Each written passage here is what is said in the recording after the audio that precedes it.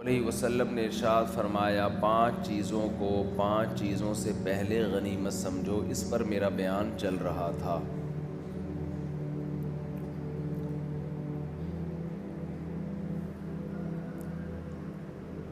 افسوس اس پر ہوتا ہے کہ ہم اول تو وقت کو غنیمت سمجھتے نہیں ہیں۔ غنیمت سمجھنے کا مطلب کیا ہے؟ جیسے نبی نے فرمایا کہ صحت سے، بیماری سے پہلے صحت ہے، اس کی قدر کرو۔ غنیمت سمجھنے کو ہم آج کی زبان میں یوں بھی کہہ سکتے ہیں، اس کو ویلیو دو، اس کی قدر کرو، احساس کرو کہ اللہ نے تمہیں ایک بہت بڑی نعمت دی ہے۔ وہ نعمت کیا ہے کہ آج صحت ہے، یہ صحت ہمیشہ نہیں رہے گی، اس کی قدر کر لو۔ آج فراغت ہے، کل کسی ایسے کام میں مشغول ہو سکتے ہو کہ کل تمہیں ٹائم نہ ملے۔ آج جوانی ہے، کل ایسا بڑھاپا آ سکتا ہے کہ حسرت کے سوا کچھ بھی نہ کر سکو۔ جو کام کرنے کی آج تمہارے اندر صلاحیت ہے، وہ صلاحیتیں ختم ہو جائیں گی۔ آج اللہ نے تمہیں مالی وسعت دی ہے، کوئی بھروسہ نہیں، کل غربت آ جائے، قحط آ جائے، مالی لحاظ سے تنگی آ جائے۔ بڑے بڑے مالدار لوگ بزنس میں لاس ہوتا ہے، کاروباری لوگ جاب لیس، ملازم پیشہ لوگ جاب لیس ہو جاتے ہیں۔ اور آج زندگی ہے، کل یہ زندگی ختم ہو جائے گی۔ تو یہ 5 چیزیں ہیں جن کی قدر کرنے کا ہمارے نبی صلی اللہ علیہ وسلم نے ہمیں حکم دیا ہے۔ اب جس بات پہ افسوس ہوتا ہے وہ تو میں ابھی بیان کرتا ہوں کہ افسوس کس بات پہ ہوتا ہے۔ وہ تو دینداروں پہ افسوس ہوتا ہے کہ اس حدیث کو صحیح جگہ فٹ نہیں کرتے۔ لیکن پہلے تھوڑا سا دنیا داروں کا تذکرہ، جو اللہ پر اور آخرت کے دن پر ایمان نہیں رکھتے، وہ اس حدیث پر کیسے عمل کرتے ہیں۔ ہر شخص اپنے حساب سے دیکھیں، یہ جو 5 باتیں نبی نے بتائی ہیں، یہ صرف اسلام کی باتیں نہیں ہیں، یہ تو کامن سینس کی باتیں ہیں نا۔ آواز آ رہی ہے آپ لوگوں کو؟ کوئی گونج تو نہیں رہی؟ سب کو صحیح آواز آ رہی ہے بھائی؟ آ رہی؟ یہ کامن سینس کی باتیں ہیں، یعنی گورا بھی کہے گا یار، آپ گورے سے پوچھیں کہ ہمیں صحت کی قدر کرنی چاہیے تو کیا کہے گا؟ نہیں کرنی چاہیے؟ بولے نا، کرنی چاہیے۔ مجھے کل کسی نے گفٹ دیا، خوبصورت سی تختی بنائی ہوئی، ایک پہ لکھا ہوا تھا ہٹو بچوں، ایک پہ لکھا ہوا تھا، ایک پہ پتہ نہیں کیا لکھا ہوا تھا، ایک لفظ میں بہت بولتا ہوں، خاندانی، ایک پہ لکھا ہوا تھا بولو بھائی۔ مجھے گفٹ دیا انہوں نے بنا کے، میں نے کہا یہ یہاں لکھ کے یہیں لگا دیں گے تاکہ مجھے بولنا نہ پڑے، خود ہی لوگ سمجھ جائیں۔ تو آپ بتائیے، کسی انگریز سے اگر کوئی پوچھے کہ ہمیں صحت کی قدر کرنی چاہیے بیماری سے پہلے، وہ جواب میں کیا کہے گا؟ یس، یہی کہے گا نا، کرنی چاہیے۔ آپ اگر کسی ہندو سے پوچھیں کہ آپ کے پاس دولت ہے تو غربت سے پہلے اس دولت کی قدر کرنی چاہیے، تو وہ جواب میں کیا کہے گا؟ ہندی میں یہ ہاں کو کیا ہاں ہی بولتے ہیں نا، یس یہی بولے گا نا، ہاں۔ دھنیہ واد، دھنیہ واد کسے کہتے ہیں؟ شکریہ، دھنیہ واد، شکریہ، یہ کہے گا کہ آپ نے بڑی اچھی بات کی۔ اور کسی ڈاکٹر سے آپ پوچھیں کہ ہمیں صحت کی قدر کرنی چاہیے بیماری سے پہلے، تو وہ کہے گا ہمارا تو ٹاپک ہی یہی ہے بھائی، بیماری سے پہلے کس کی قدر کرو؟ صحت کی قدر کرو۔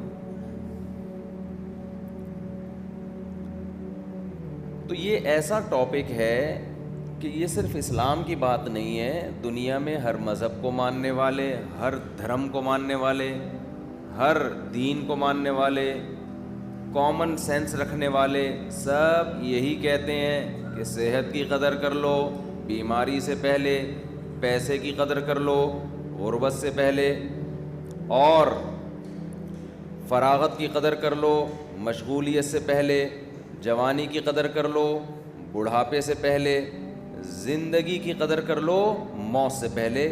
اس میں کسی کا کوئی اختلاف نہیں ہے۔ تو جب اختلاف نہیں ہے تو ہمارے نبی صلی اللہ علیہ وسلم نے ہمیں اتنی اہمیت سے یہ کیوں بتایا؟ اہمیت کیوں بتایا؟ اسلام نے اس بارے میں کیا ہدایات دی؟ اصل میں اسلام جس طرح سے ان 5 چیزوں کی، 5 نعمتوں کی قدر کروا رہا ہے وہ اسٹائل کچھ اور ہے۔ غیر مسلم 5 نعمتوں کو جو کہہ رہا ہے نا ویلیو دو، اس کا ویلیو دینے کا مطلب کچھ اور ہے۔ سمجھ میں آ رہی ہے بات کہ نہیں آ رہی ہے؟ جب ہندو کہتا ہے کہ صحت کی قدر کرو، ڈاکٹر کہتا ہے صحت کی قدر کرو، عیسائی کہتا ہے صحت کی قدر کرو، وہاں قدر کا مطلب بولو نا کچھ اور۔ دولت کی قدر کرو کچھ اور مطلب ہے ان کا۔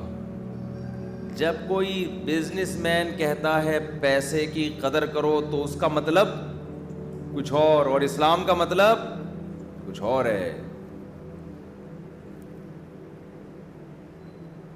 تاجر جب کہتا ہے نا یار پیسے کی قدر کرو، مطلب یہ ہے کہ سونا خرید کے رکھ لو، ڈالر اور مہنگا ہوگا ابھی۔ مطلب کیا ہے؟ ابے کرنسی ڈی ویلیو، آج کل سب کی زبان پہ یہی بات ہے، ابے سونا رکھ لے ورنہ یہ ڈبل روٹی جو آج کتنے کی مل رہی ہے، ابھی پرسوں تو کراچی میں تھا میں تو کتنے کی تھی؟ 150 کی نا، ابھی 2 دن کے بعد کتنے کی ہو گئی؟ 200 کی ہو گئی، ہونے والی ہوگی۔ مہر لوگ رکھتے ہیں نا، مہر، صبح شادی ہوئی مہر رکھا 25,000، شام تک رخصتی سے پہلے وہ 12,000 کی ویلیو کا رہ گیا وہ، ٹھیک ہے نا؟ اتنی تیزی سے کرنسی نیچے آ رہی ہے۔ حکومت کو چاہیے کہ ایک ہی دفعہ میں گلا گھوٹ کے مار دے، بھائی کیوں تڑپا تڑپا کے ترسا کے مار رہے ہو یار؟ پیٹرول ایک ہی دفعہ 1000 روپے لیٹر کر دو، روز روز کی ٹینشن سے جان چھوٹ جائے گی۔ خیر، مہنگائی کے خلاف جہاد ہوا تھا، یاد ہے آپ کو؟ ونس اپون اے ٹائم، کچھ یاد آ رہا ہے؟ ابھی ماضی قریب میں زبردست احتجاج ہوا تھا مہنگائی کے خلاف، جو جہاں تک مجھے یاد پڑ رہا ہے ہوا تھا نا۔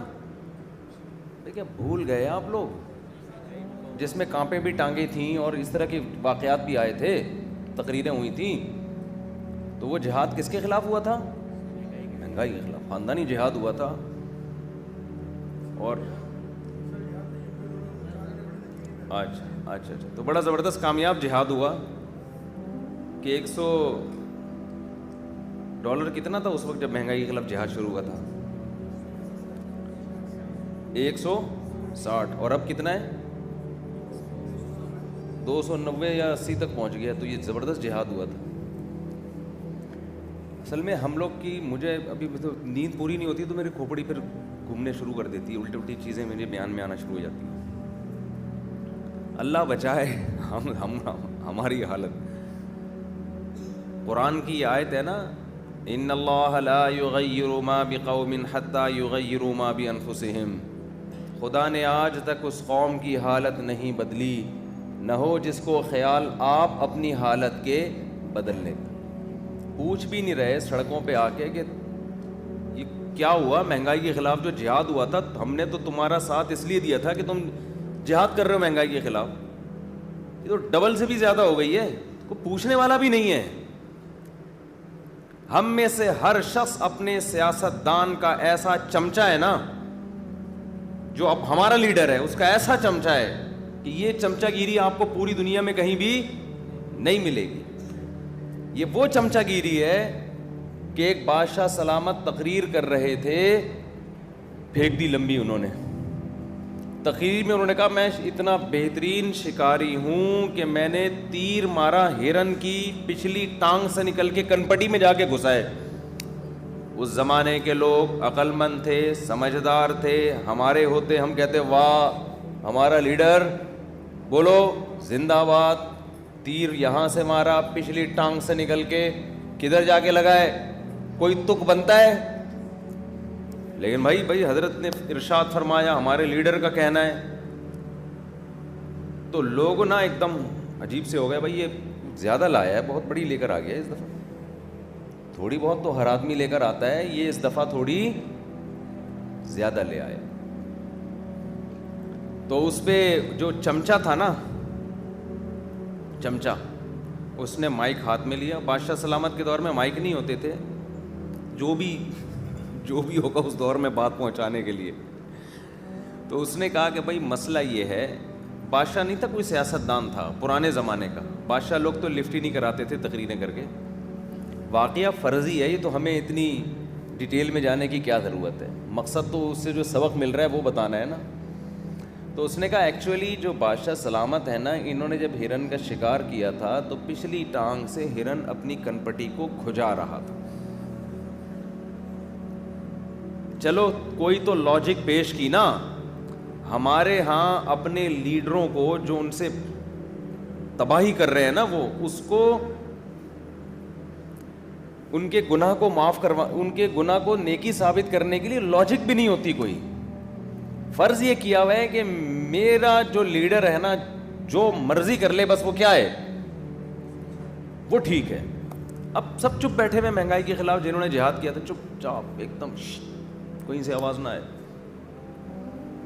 قوم بھی نہیں پوچھ رہی کہ یار وہ جو کانپے ٹانگتی تھی جن کی, اور جو کہہ رہے تھے کہ میں یہ کر دوں گا میں یہ کر دوں گا, وہ جنہوں نے تقریر کی تھی کانپے ٹانگنے والی, ان سے پوچھو یار وہ کہاں ہیں آپ, تو مارکیٹ سے کیا ہیں شارٹ. اب کریں نا احتجاج. خیر یہ تو نیند نہیں ہوئی ہے تو سیاست میں آ گیا تھوڑا سا. میں مسلسل 2 دن سے نا گاڑیوں میں وہاں پنجاب میں دورے میں گھوم رہے ہیں, سونے کا ٹائم نہیں ملا ہے, تو تھوڑا سا دماغ کیا ہوا ہے, اس لیے میں ایسی غلط باتیں کر رہا ہوں آپ کے سامنے. اصل میں تو ووٹ ان کو دینا چاہیے تھا جنہوں نے کانپے ٹانگنے کا کہ الفاظ ارشاد فرمائے تھے. نیند تو ان کی پوری نہیں ہوئی تھی تبھی تو کانپے ٹانگی تھی. اگر نیند پوری کر کے تقریر کرتے تو کانپے ٹانگتی یا ٹانگیں کانپتی, پھر تو ٹانگیں کانپتی نا. تو اب میرے پاس بھی ایک جواز آ گیا. اگر وہ مجھ سے پوچھیں کہ آپ یہ ہمارے خلاف آپ نے سیاسی تقریر کیوں کی, تو میں کہہ دوں گا بھائی میری نیند پوری نہیں ہوئی تھی. وہ کہیں جب نیند پوری نہیں ہوئی تھی تو ممبر پہ کیوں بیٹھے آپ, تو میں کہوں گا ممبر پہ بیٹھنا اتنا بڑا نہیں ہے جتنا لاکھوں کے جلسے سے آپ نے خطاب کیا تھا اس دن اسلام آباد میں. اس وقت آپ کو نیند پوری کر کے تقریر کرنی چاہیے تھی. اگر نیند پوری کر کے آپ تقریر کرتے تو کم از کم مہنگائی کے خلاف جہاد کی باتیں بولو نہ کرتے, کچھ اور کر لیتے, یہ نہ کرتے آپ. اچھا خیر, اب کہاں چلے گئے ہم اپنے اصل واقعات کی طرف آتے ہیں.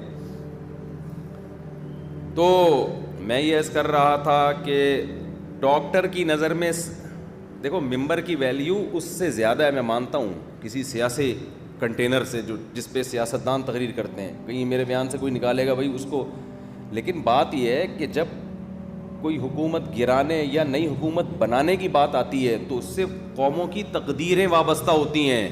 اس وقت اس کی ویلیو, اس اسپیچ کی ویلیو ہر اسپیچ سے زیادہ ہوتی ہے. اس وقت نیند پوری کر کے تقریر کرنی چاہیے.